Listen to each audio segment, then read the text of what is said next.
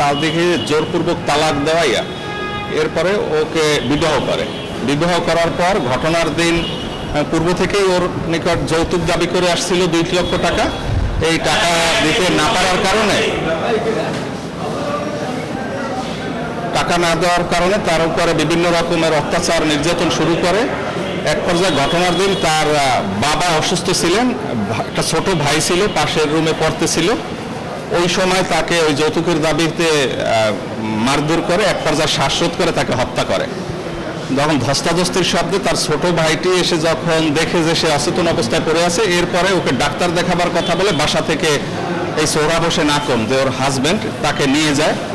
এরপর থেকে আর ওই লাশের আর কোনো হদিস পাওয়া যায় না। দীর্ঘদিন খোঁজাখুঁজি করা হয়েছে, মূলদী থানায় জিডি করেছে। পরবর্তীতে এই বাদী ডলি বেগম সেই মামলাটি দায়ের করে। এই মামলাটি হওয়ার পরে বিগত 25/11/2015 তারিখ মানে চার্জ গঠন হয় এই আসামের বিরুদ্ধে। নারী ও শিশু নির্যাতন দমন আইনের 11 ক এবং দণ্ডবিধি আইনের তার লাশ গুম করার কারণে 201 ধারায় অভিযোগ গঠন করে। রাষ্ট্রপক্ষ থেকে মোট 11 জন সাক্ষীকে বিজ্ঞ আদালতে উপস্থাপন করা হয়। তাদেরকে আসামি পক্ষ থেকেও জেরা করা হয় এবং আসামি পক্ষ থেকে 5 জন সাক্ষী ডিডব্লিউ হিসেবে বিজ্ঞ আদালতে তারাও উপস্থাপন করে। উভয় পক্ষের যুক্তিতর্ক শেষে আজকে বিজ্ঞ বিচারক রায় প্রদান করেন।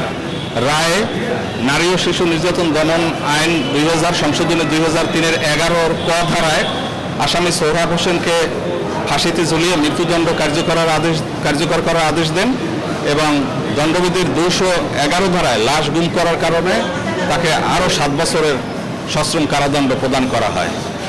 আরও একটি উল্লেখ্য বিষয় যে এই আসামি এই ঘটনার পূর্বে 2009 সনে তার যে দ্বিতীয় স্ত্রী ছিলেন, ওনার নাম মিলি বেগম, ওনাকে গর্ভাবস্থায় যৌতুকের দাবিকে হত্যা করে এবং লঞ্চ থেকে নদীতে, মেঘনা নদীতে ফেলাইয়ে তাকে হত্যা করা হয়। সেই মামলায়ও তার ফাঁসির আদেশ কার্যকর হয়নি, তবে ওই মামলাটি ফাঁসির আদেশ হয় এবং যেটা মহামান্য উচ্চ আদালতে আপিল অবস্থায় আছে।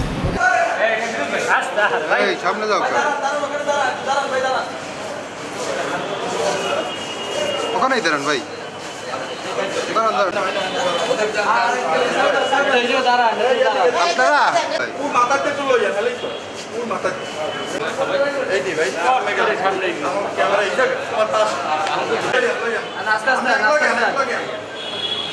আস্তে আস্তে